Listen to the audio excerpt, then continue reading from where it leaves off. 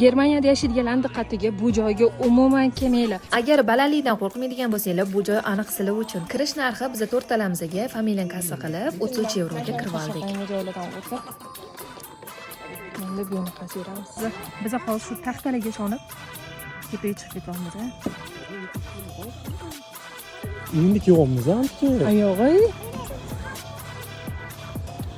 Biz endi tepaga qarab chiqib ketyapmiz.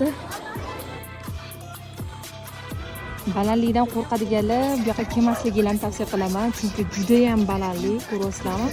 Odamlar qanaqa kichkina nomda bo'lib ko'ryapti. Adajon, siz qanchalarda uchiring?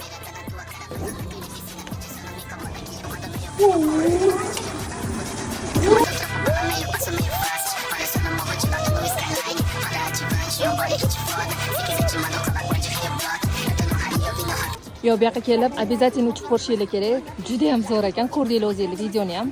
Tavsiya qilaman hammaga.